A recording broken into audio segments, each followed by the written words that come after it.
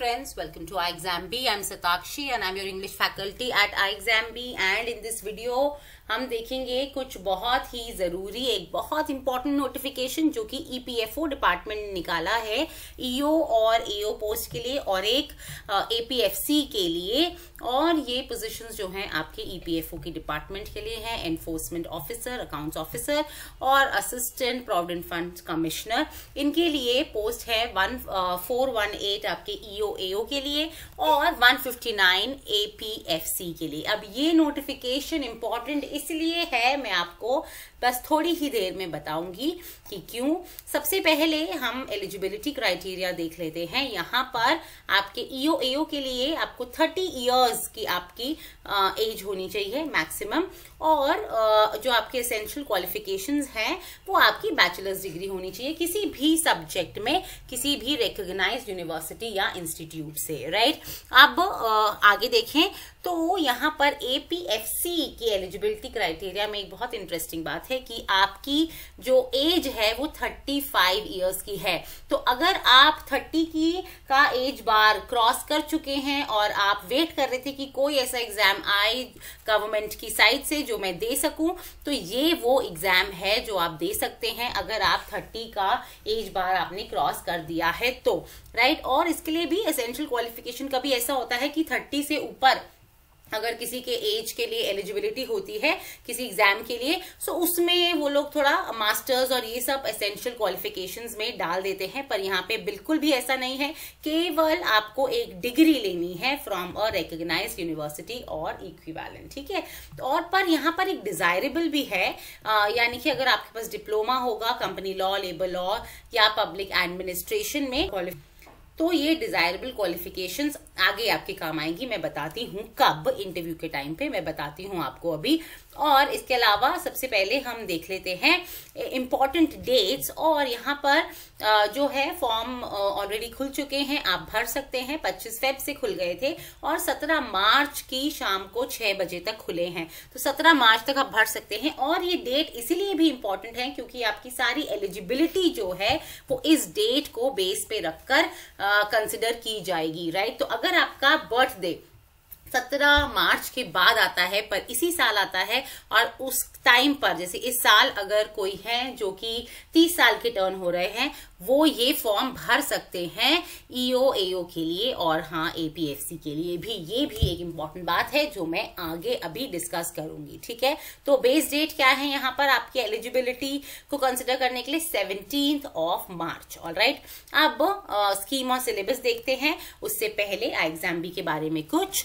iExamBee courses make your preparation 50% faster because of its 3 unique features. First, crisp content. These online courses are conceptualized and curated by the experts who themselves have cleared several government job exams.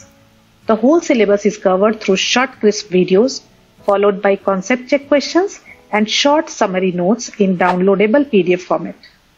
To take care of your speed and accuracy, lots of practice questions are also there.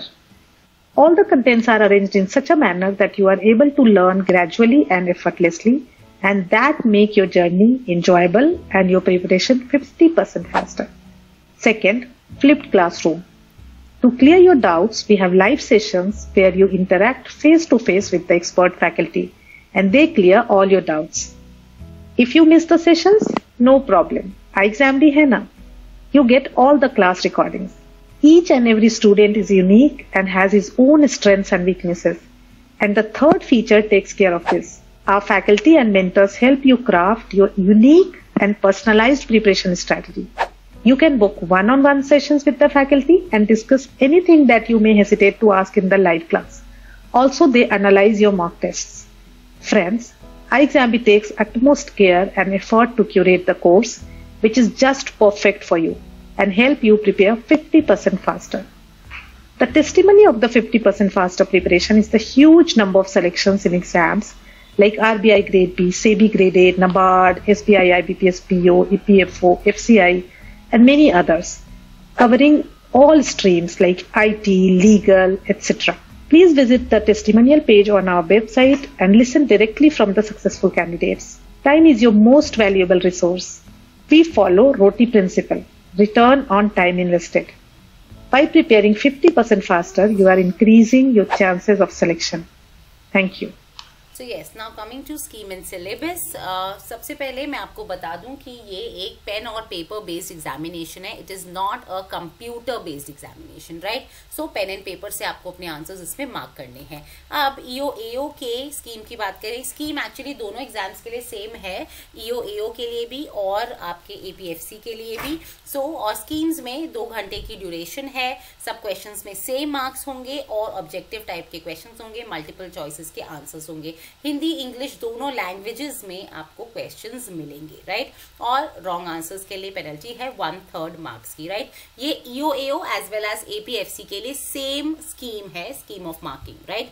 अब अगर हम syllabus में आ जाए तो EO-AO के लिए syllabus आपका कुछ ऐसा रहेगा कि जनरल इंग्लिश पे बेस्ड क्वेश्चंस आएंगे, Indian freedom struggle, current events and developmental issues, Indian polity और इकोनॉमी पे बेस्ड आएंगे, जनरल अकाउंटिंग के प्रिंसिपल्स पे आएंगे, industrial relations and labour laws पे आएंगे, राइट. फिर जनरल साइंस आपको पता होनी चाहिए, कंप्यूटर एप्लीकेशंस की नॉलेज होनी चाहिए, जनरल मेंटल एबिलिटी और क्वांटिटेटिव एप्टीट्यूड पे भी क्वेश्चंस आपको मिलेंगे, right. Social security in India, इस पे भी क्वेश्चंस आपके आएंगे, राइट. अब वेटेज जो है आपका 75 और 25 के रेशो में रहेगा. 75 आपका रहेगा आपके रिटन का और 25 रेशो आपका रहेगा आपके इंटरव्यू का, राइट. अब अगर हम आगे बात करें APFC के, तो जैसे मैंने बोला था कि स्कीम एकदम सेम रहेगी EO-AO की तरह. सिलेबस में थोड़ा सा चेंज है स्लाइड. इंग्लिश जो है आपका जनरल इंग्लिश ही रहेगा. फिर Indian culture, heritage and freedom movements and current events, ये यहाँ पर एक आपको कल्चर की साइड से नया देखने को मिलेगा. Population development and globalisation, governance and constitution of India, present trends in Indian economy. Indian economy से क्वेश्चंस काफी आ जाते हैं APFC में, राइट. अकाउंटिंग और auditing, industrial relations, labour laws और एक इंश्योरेंस भी एक अलग सी चीज आपको APFC के लिए पढ़नी पड़ेगी, राइट.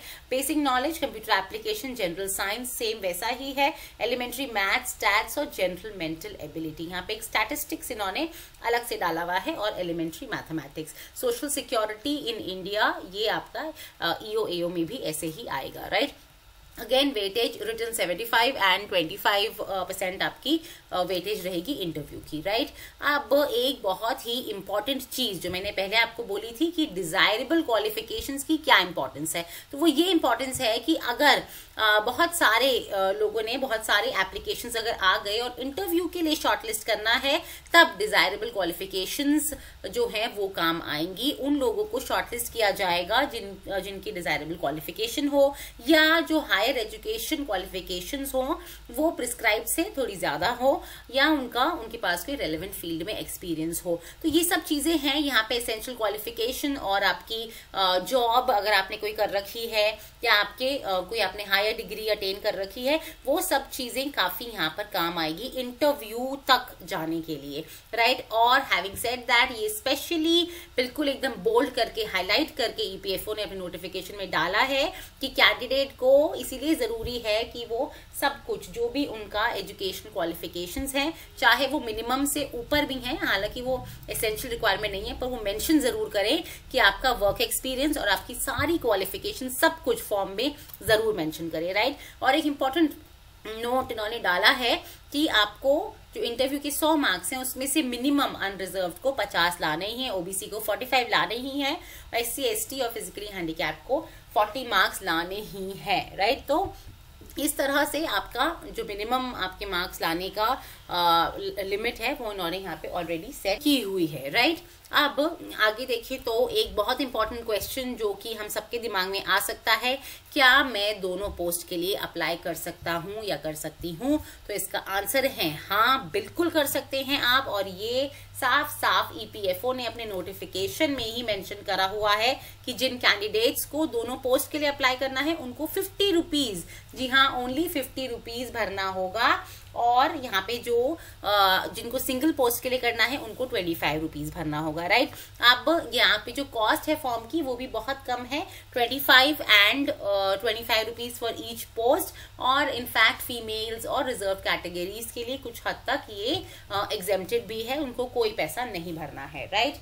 अब अगर आगे देखिए तो एक और इम्पॉर्टेंट चीज वो है क्वेश्चंस का ट्रेंड. हमारी टीम ने क्वेश्चंस का पूरा ट्रेंड निकाला कि जो पिछले सालों में कुछ पेपर्स आए हैं कौन से टॉपिक से कितने क्वेश्चंस हमसे पूछे गए, क्योंकि ये ब्रेकअप हमें नहीं दिया गया है ईपीएफओ द्वारा, राइट। तो हमने खुद ही एनालिसिस निकाला। अब हम लेटेस्ट वाला देखेंगे दोनों केसेस में। तो ईओ एओ को 2021 में 20 क्वेश्चंस उसमें इंग्लिश के आए, हालांकि एपीएफसी के जो लेटेस्ट पेपर था 2015 में उसके केवल 10 ही क्वेश्चंस आए इंग्लिश के। क्वांट्स में 15 क्वेश्चन यहाँ देखने को मिले, पर एपीएफसी में 30 क्वेश्चन हमें जनरल मेंटल एबिलिटी और क्वांट्स के देखने को मिले। करंट अफेयर्स से एपीएफसी में बहुत ज्यादा क्वेश्चंस पूछे गए थे, ऑलमोस्ट डबल जो कि ईओ एओ में पूछे गए। तो यहाँ पे केवल 9 ही क्वेश्चंस पूछे गए थे, राइट। पॉलिटी में लगभग बराबर 5 और 6। इंडियन हिस्ट्री में ईओ एओ में बहुत ज्यादा यानी कि 16 पूछे गए और यहाँ केवल 6 पूछे गए थे। इंडस्ट्रियल रिलेशंस और लेबर लॉज में यहाँ पे 9 पूछे गए थे और एपीएफसी में केवल 3 पूछे गए थे 2015 में। और ऐसे ही सोशल सिक्योरिटी में 2015 में एपीएफसी ने डबल क्वेश्चंस पूछे as compare to EO AO in 2021। Economy में बहुत ज्यादा क्वेश्चंस थे, एपीएफसी के 12 और इकोनॉमी में ईओ एओ में केवल 4 क्वेश्चंस थे। ये सारे नंबर्स आपके सामने हैं। तो इस तरह से आप अपना जो प्रायोरिटी एरियाज हैं पढ़ते हुए उस तरह से आप सेट कर सकते हैं, राइट। आई एग्जाम भी आपको ये सब डेटा अवेलेबल कराता है, बिकॉज हम बिलीव करते हैं कि हमें 50% फास्टर कम टाइम में ज्यादा से ज्यादा कैसे हम पढ़ाई कर पाए। सबसे ज्यादा पढ़ाई करनी है हमें और टाइम हमेशा कम ही लगता है तैयारी के टाइम पे, तो केवल रेलेवेंट चीजें हमें पढ़नी है। ये सब डेटा, ये सब एनालिसिस से जो रेलेवेंट चीजें हैं वो हम फिल्टर कर पाते हैं और केवल अच्छा जो क्लटर उसको निकाल पाते हैं और सिर्फ जरूरत की चीजें पढ़ पाते हैं। और एक और चीज जो हमने नोटिस करी जब हमने ट्रेंड देखा कि ज्योग्राफी और एनवायरनमेंट में डायरेक्टली क्वेश्चन उसमें मेंशन नहीं थे, पर बहुत ज्यादा क्वेश्चन पूछे गए। हमें ऐसे मेंशन नहीं था कि इस एरिया से भी आएगा, बट क्वेश्चंस आए, राइट। और मेजर रिवर्स, उनकी ट्रिब्यूटरीज, इंस्टीट्यूशंस, उनकी लोकेशंस, रिवर के आसपास की सिटीज, इनके बारे में क्वेश्चंस आए थे। तो अब जब आप पढ़ाई करेंगे इन एरियाज को ध्यान में रखकर पढ़ाई करिएगा। और सेंसस और उससे रिलेटेड नंबर्स, ठीक है, उस पे भी बहुत ज्यादा क्वेश्चंस आए थे 2002 और 2004 में, ठीक है। तो ऐसी कुछ रिपोर्ट्स होती हैं इंपॉर्टेंट, उनके नंबर्स जरूर देखिएगा, राइट। और बहुत इंपॉर्टेंट चीज, ये जो 4th पॉइंट है, it is important for all the exams. हमने हर एग्जाम में देख रहे हैं हम आजकल, केवल ईपीएफओ नहीं, चाहे कोई भी एग्जाम हो जाए, बैंकिंग हो जाए, व्हाटएवर एग्जाम, उसमें बहुत ज्यादा क्वेश्चंस हमें जो है वो क्लाइमेट चेंज, उसका इम्पैक्ट, हमारा इन्वायरमेंट, इन सब चीजों से पूछे जा रहे हैं। अग्रीमेंट और सस्टेनेबल डेवलपमेंट गोल्स, इन सब चीजों से काफी क्वेश्चंस पूछे जा रहे हैं। तो इसीलिए इन चीजों को बहुत बहुत ध्यान से पढ़िएगा। एनवायरमेंट और इकोलॉजी को जो बेसिक यहाँ पे डेवलपमेंट्स हैं अभी करंट अफेयर्स के पॉइंट ऑफ व्यू से, उस पॉइंट ऑफ व्यू से जरूर पढ़िएगा, राइट। सो फ्रेंड्स, ये अभी ट्रेंड्स से रिलेटेड था। अब हम पर्टिकुलरली इंग्लिश की बात करें, क्योंकि इंग्लिश में हम चाहें तो काफी अच्छा स्कोर कर सकते हैं, अपना टोटल बहुत अच्छा पुल कर सकते हैं। तो इसके लिए आपको पढ़ना है वोकैबुलरी, क्योंकि डायरेक्ट क्वेश्चंस आपके सिनोनिम और एंटोनिम सीधा सीधा पूछा जाएगा। तो अगर आपकी वोकैबुलरी स्ट्रांग है, आपको क्वेश्चंस अटेम्प्ट कर पाएंगे। ग्रामर रूल्स आपको पढ़ने हैं, क्योंकि एरर पे बेस्ड क्वेश्चंस आते हैं, फिर इन द ब्लैंक्स आ सकते हैं, सेंटेंस के करेक्शन के क्वेश्चंस आ सकते हैं, राइट। फिर आपको इडियम्स पढ़ना है, सीधा सीधा क्वेश्चन आपके इडियम्स के आ जाते हैं।